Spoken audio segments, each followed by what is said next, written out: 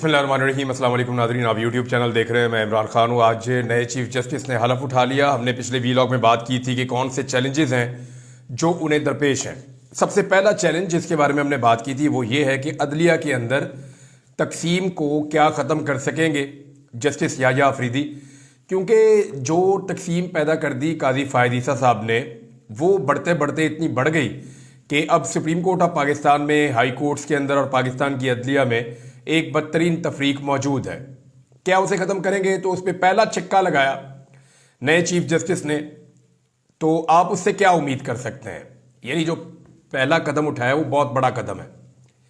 आते ही उन्होंने कहा जी कि प्रैक्टिस एंड प्रोसीजर कमेटी जो है वो मैं बहाल कर रहा हूं, और जस्टिस अमीनुद्दीन खान जिन्हें अपनी चॉइस के मुताबिक सदारती ऑर्डिनेंस के बाद काजी फ़ायद ईसा साहब ने अपने साथ शामिल किया था कमेटी में, उन्हें निकाल के बाहर कर दिया। और जस्टिस याह्या अफरीदी साहब ने जो नई कमेटी बनाई वो ऐसे है। नंबर 1 टॉप के ऊपर उसमें जस्टिस याह्या अफरीदी खुद हैं, chief justice of Pakistan. Number 2 पे उन्हें जस्टिस मंसूर अली शाह साहब को रखा गया। नंबर 3 इसमें जस्टिस मुनीब अख्तर साहब को रखा गया। तो अब ये 3 सीनियर जजेस हैं जो इस कमेटी का हिस्सा है, जो प्रैक्टिस एंड प्रोसीजर कमेटी है।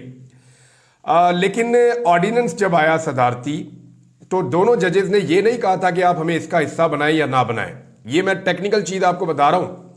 वो एक मिसाल है ना कि जब तक कुत्ते को कुएं में से नहीं निकालेंगे तब तक कुएं का पानी साफ नहीं होगा। यानी आप कुएं से जितना मर्जी पानी निकालते जाएं, कुआं साफ नहीं होगा। कुआं साफ होगा जब आप कुत्ते को पानी से बाहर निकाल के फेंक देंगे। तो अब मैं आपको ये बता देता हूं कि एतराज़ दोनों मुअज़्ज़िज़ जज साहिबान का ये था कि फुल कोर्ट की मीटिंग बुलाई जाए, उसके अंदर फैसला किया जाए कि सदारती ऑर्डिनेंस उजलत में और गलत तरीके से पास किया गया, इसमें बदनीयती शामिल थी। जिसके बाद फौरी तौर पे काजी साहब ने अपनी मर्जी की प्रैक्टिस एंड प्रोसीजर कमेटी बनाई, और उनकी इस मनमानी की वजह से मुनीब अख्तर साहब को बाहर निकाल दिया गया, जबकि मंसूर अली शाह साहब खुद छोड़कर चले गए। तो अब जस्टिस अमीनुद्दीन खान को उन्होंने शामिल कर लिया था। तो एक्चुअली जो फसाद की जड़ है वो सदारती ऑर्डिनेंस है। तो सदारती ऑर्डिनेंस को चैलेंज किया था दोनों मुअज़्ज़िज़ जज साहिबान ने। तो यहां एक रिलीफ तो दिया है, एक अच्छा जेस्चर तो दिया है नए चीफ जस्टिस ऑफ पाकिस्तान ने, लेकिन उन्होंने अभी कुत्ता कुएं से निकाला नहीं है।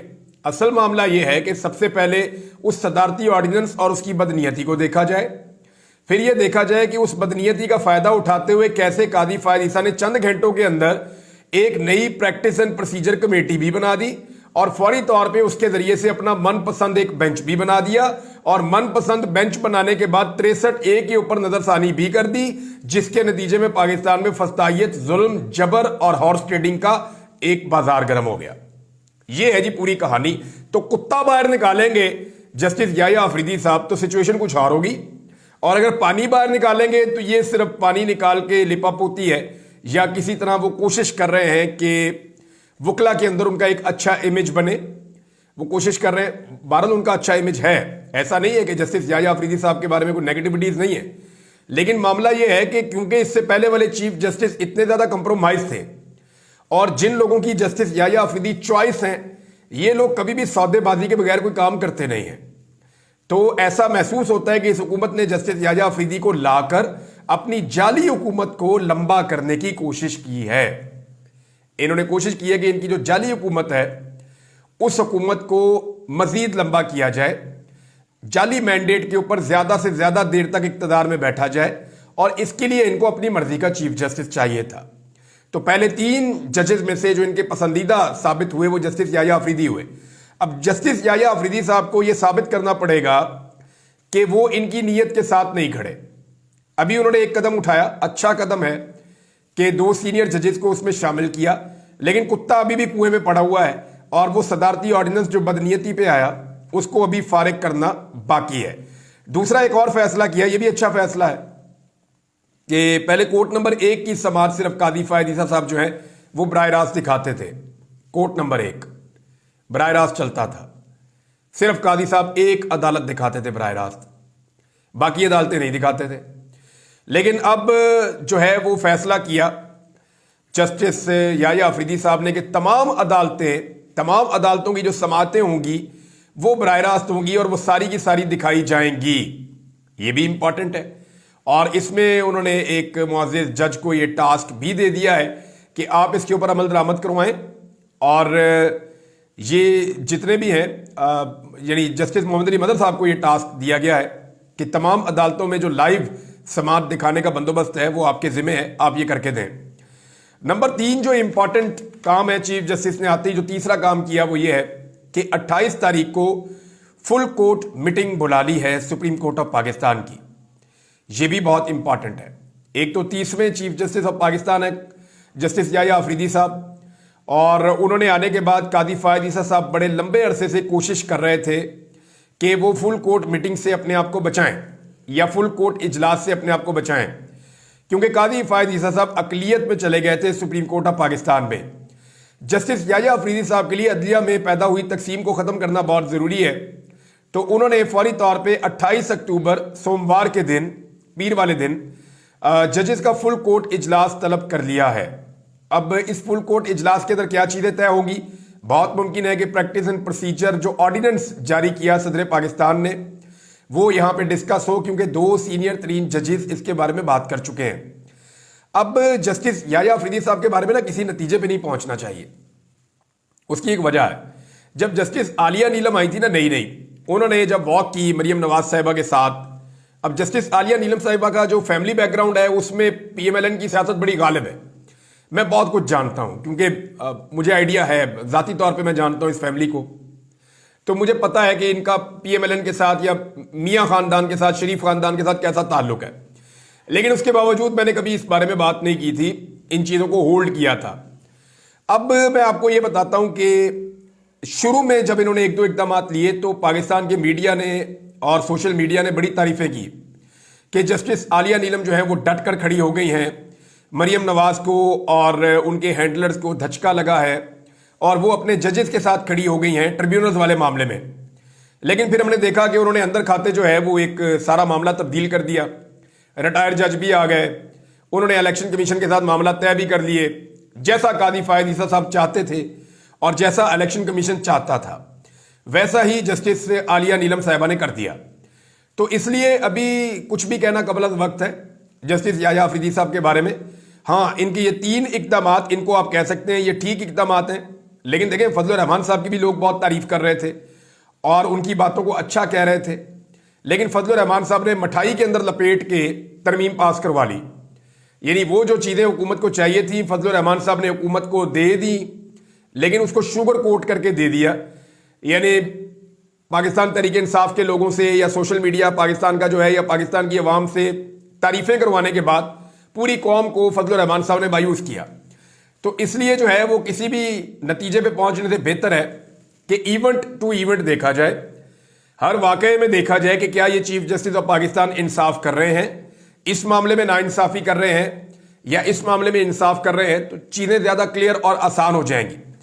بہرحال سوموار کو فل کورٹ میٹنگ ہونے جا رہی ہے، اس میں کچھ بڑی خبریں نکلنے کی توقع ہے، دیکھتے ہیں کہ سوموار والے دن کیا ہوگا۔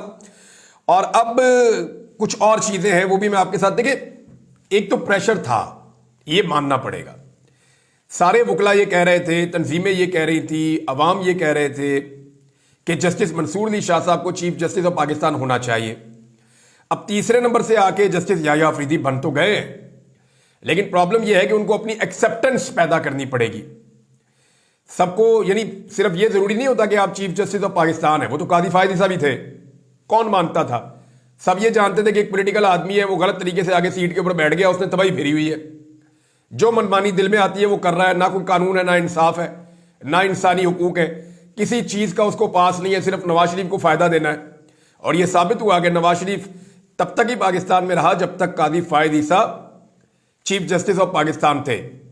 جیسے ہی قاضی فائد عیسیٰ صاحب ریٹائر ہونے والے ہوئے تو میاں صاحب پاکستان سے نکل لیے۔ یہ ہم سب جانتے ہیں کہ نواز شریف کی جو انشورنس پالیسی تھی وہ قاضی فائز عیسیٰ تھے۔ بہرحال اب وکلا کے اندر اور یہ ساری چیزوں کے اندر ایک اچھا امیج کریٹ کرنے کے لیے بھی یحییٰ آفریدی صاحب یہ اچھے اقدامات لے سکتے ہیں، لیکن فیصلہ تب ہوگا جب وہ اس جعلی الیکشن کو، جو اس وقت پاکستان کا سب سے بڑا مسئلہ ہے، وہ عوامی مینڈیٹ ہے، پاکستان کا اور کوئی مسئلہ نہیں ہے۔ پاکستان کا اس وقت سب سے بڑا مسئلہ یہ ہے کہ ایک ایسی حکومت پاکستان میں لا کر مسلط کر دی گئی ہے जो लिजिटिमेट ही नहीं है, जिन्हें लोगों ने वोट ही नहीं डाले हुए, यानी जबरदस्ती लाकर कुछ पपेट्स बिठा दिए गए हैं और उनके जरिए से निजाम चलाने की कोशिश की जा रही है। इसके नतीजे में हो क्या रहा है? अवाम किसी और से मत देख रही है, उनकी राय कुछ और है, हुकूमत की राय कुछ और है। अवाम हुकूमत को ओन नहीं कर रही, कॉन्फिडेंस नहीं बिल्ट हो रहा, उसकी वजह से लोग पैसा नहीं निकाल रहे, इन्वेस्टमेंट नहीं कर रहे, ओवरसीज की भी इन्वेस्टमेंट नहीं आ रही, तो पैसा पाकिस्तान में आना बंद हो गया है। बल्कि उल्टा ये हो रहा है, जो पाकिस्तान के अंदर पैसा है, जिन लोगों के पास स्किल्स हैं या महारत है किसी चीज में, वो पाकिस्तान छोड़ छोड़ कर जा रहे हैं। पैसा भी जा रहा है, हुनरमंद भी पाकिस्तान से बाहर जा रहे हैं। तो ऐसी सूरत हाल में पाकिस्तान के तमाम मसाइल का एक हल है कि अवामी मैंडेट का एहतराम किया जाए। अब सबसे बड़ा इम्तिहान जस्टिस याह्या अफरीदी का यही एक है कि क्या वो अवाम को उनके मैंडेट वाली हुकूमत दिलवा पाते हैं या नहीं दिलवा पाते। अगर वो ये नहीं कर पाते तो जितने मर्जी कॉस्मेटिक्स करते रहे, जो मर्जी करते रहे, इसका कोई फायदा नहीं है। ये मुल्क नाइंसाफी के ऊपर खड़ा है, या हुकूमत उन लोगों की है जिन्हें वोट नहीं पड़े हुए, तो ये सारा निजाम ही जाली होगा। और इस जाली निजाम की जाली आईनी तरमीम के नतीजे में एक चीफ जस्टिस बने हैं। अब उन पे डिपेंड करता है कि वो जाली तरीके से जो चीफ जस्टिस उनको बनाया गया है वो इसको कंटिन्यू करते हैं, या फिर वो इस जालसाजी के खिलाफ खड़े होते हैं और वो आकर ये कहते हैं अपने साथियों समेत कि ये ज्यादती और जुल्म हुआ है, हम पाकिस्तानियों को इंसाफ देंगे। ये सबसे बड़ा जुर्म है किसी मुल्क में कि करोड़ों लोग वोट डालें और आप हुकूमत किसी ऐसे को दे दें जिसे वोट पड़ा ही ना हो। एक चीज मैं आपके साथ और शेयर करता हूं। एक बड़ी बारीक वारदात डाली जा रही है पाकिस्तान तहरीक इंसाफ में। इमरान खान ने एक दफा नहीं 1000 दफा कहा है कि मेरी बीवी का और मेरी बहनों का सियासत से कोई ताल्लुक नहीं है। अब अली अमीन गंडापुर का भी स्टेटमेंट आया और बहुत सारे लोगों का भी आ रहा है। पीटीआई के अंदर से लोग कह रहे हैं कि जी बुशरा बीबी से मुशावरत हो रही है। क्यों जी? वो कौन है? देखें, वो इमरान खान की अहलिया है, उन्होंने कुर्बानी दी है और बेशुमार लोग हैं जिन्होंने कुर्बानी दी है। इमरान खान के नजरिए के लिए बहुत सारे लोगों ने कुर्बानी दी, बुशरा बीबी ने कुर्बानी दी, उनके ऊपर बड़ा जुल्म हुआ, ज्यादती हुई, जबर हुआ। मुझे उनके साथ हमदर्दी भी है, मैं उनके साथ खड़ा भी हूं। लेकिन सियासत में बकौल इमरान खान के उनके खानदान का कोई रोल नहीं है। लिहाजा पाकिस्तान तहरीक इंसाफ की जो बुनियाद है, जिसकी वजह से लोग पाकिस्तान तहरीक इंसाफ के साथ खड़े हैं, वो ये है कि इमरान खान की बहनों का, इमरान खान की बीवी का सियासत में किसी किस्म का कोई किरदार नहीं है। अब ये जो बारीक वारदात है ये डाली जा रही है कि जी फलां फैसला अलीमा खान ने किया, फलां फैसला बुशरा बीबी ने किया, तो जनाब इनके फैसले आपस में टकरा गए तो तहरीक इंसाफ में इक्तदार की जंग चल पड़ी, इमरान खान की जानशीनी की लड़ाई चल रही है। इस किस्म की चीजें जो है वो अब मार्केट में फेंकी जा रही हैं, जानबूझकर ये किया जा रहा है। एक तो बुशरा बीबी को किसी किस्म की सियासत में दिलचस्पी नहीं होनी चाहिए, वो उनको दिलचस्पी सिर्फ अपने शौहर की हद तक होनी चाहिए, उनकी बहनों को भी अपने भाई की हद तक होनी चाहिए। पाकिस्तान तहरीक इंसाफ एक पॉलिटिकल पार्टी है, सबकी पॉलिटिकल सोच होनी चाहिए, सब अपनी पॉलिटिकल बात जरूर करें, लेकिन इस पॉलिटिकल पार्टी में जो फैसले हैं वो पॉलिटिकल लोग करें, या इमरान खान साहब उनके लीडर हैं वो ये फैसले करें, या इमरान खान साहब किसी को मैंडेट दें। इमरान खान ने कभी अपनी बीवी को या अपनी बहनों को पॉलिटिकल फैसलों का मैंडेट नहीं दिया, बल्कि जेल से ऐसी खबरें भी आई कि इमरान खान साहब ने कहा जी मेरी बहनों को पॉलिटिक्स से दूर रखा जाए और मेरी बीवी का भी सियासत में कोई किरदार नहीं। वो बार बार ये बयान देते रहे हैं कि मेरी बीवी तो सियासत ही नहीं करती, पकड़ के आपने अंदर बंद कर दिया है। अब अगर बुशरा बीबी की सियासत के बारे में आप खबरें चलाएंगे या पाकिस्तान तहरीक इंसाफ के लोग खुद कहेंगे कि ना बुशरा बीबी फलां सियासी फैसला करवा रही हैं, फलां फैसला करवा रही हैं, फलां मशवरा दे रही हैं, तो इसका मतलब क्या हुआ? इसका मतलब यह हुआ कि वो एक सियासी खातून है और अगर उन्हें सियासी केसेस में गिरफ्तार किया गया तो वो एक तरह की जस्टिफिकेशन पैदा करने की कोशिश करेंगे। तो मेरे ख्याल में उन्हें सियासत से दूर रखा जाए। हाँ, वो अपने शौहर के लिए आवाज बुलंद कर सकती हैं, उनके लिए आवाज उठा सकती हैं, लेकिन हर एक की अपनी एक सियासी सोच भी होती है। लेकिन she is not a political leader, और ना ही इमरान खान की बहनें जो हैं वो पॉलिटिकल लीडर्स हैं। पॉलिटिकल लीडर वो हैं जो इमरान खान साहब के साथ एक पॉलिटिकल स्ट्रगल में हमेशा से शामिल रहे हैं। या तो इमरान खान साहब अनाउंस करें कि उनकी अहलिया जो है वो अब गैर सियासी नहीं है, बल्कि अब वो एक सियासी खातून है, वो फ्यूचर में पॉलिटिक्स करेंगी भी और उनका पॉलिटिक्स में इन्फ्लुएंस होगा भी। पाकिस्तान तहरीक इंसाफ ने फैसल चौधरी साहब को भी इमरान खान साहब की जो वकला की टीम है उसमें से भी निकाल दिया है। ये क्यों हुआ?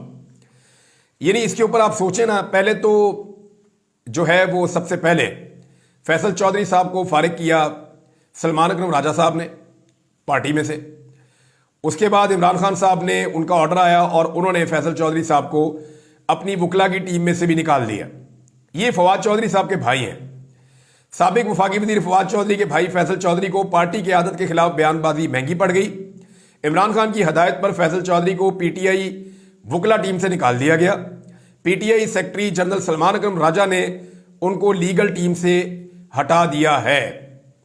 اچھا اب معاملہ کیا ہے دیکھیں, فواد چودھری صاحب کا بھی ایک ایشو چل رہا ہے. فواد چودھری صاحب پاکستان تحریک انصاف کی قیادت پہ بڑے لمبے عرصے سے تنقید کر رہے ہیں اور وہ یہ کہہ رہے ہیں کہ ان کے پاس کوئی پلان نہیں ہے کہ یہ عمران خان کو باہر نکالیں. دوسری جانب پاکستان تحریک انصاف کے لوگ یہ کہہ رہے ہیں کہ فواد چودھری صاحب نے تنقید کرنی ہے تو نون لیگ اور پیپلز پارٹی پہ کریں, تنقید کرنی ہے تو اسٹیبلشمنٹ کے اوپر کریں جنہوں نے یہ ظلم کیا ہے. آپ مظلوم کے اوپر تنقید کیوں کر رہے ہیں؟ آپ کو ظالم کے اوپر تنقید کرنی چاہیے. دوسری جانب سے یہ آواز بھی اٹھ رہی ہے. فواد چودھری صاحب عمران خان صاحب کے وفادار ساتھیوں میں سے ایک تھے, لیکن کچھ وقت کے لیے وہ کمپرومائز ہوئے. ان کی اہلیہ بھی جو ہے وہ مختلف میٹنگ پہ یہ لوگ جاتے رہے, لوگوں سے ملتے رہے, کوشش کرتے رہے کہ مشکل وقت ختم ہو جائے. لیکن پھر عوام عمران خان کے ساتھ بہت طاقت کے ساتھ کھڑی ہو گئی. فواد چودھری صاحب نے اس کی قیمت بھی چکائی. پھر وہ دوبارہ گرفتار ہوئے, وہ جیل میں رہے. لمبے عرصے کے بعد وہ چھوٹ کر 2-2.5 مہینے کے بعد باہر آئے اور پھر انہوں نے اور ان کی اہلیہ نے دوبارہ سے پاکستان تحریک انصاف کے لیے کام شروع کر دیا. لیکن ایک جو عجیب چیز ہے وہ یہ ہے کہ فواد چودھری صاحب اور ان کی اہلیہ کی جو توپوں کا رخ ہے وہ اسٹیبلشمنٹ کی طرف کم ہے اور پی ایم ایل این اور پیپلز پارٹی کی طرف کم ہے.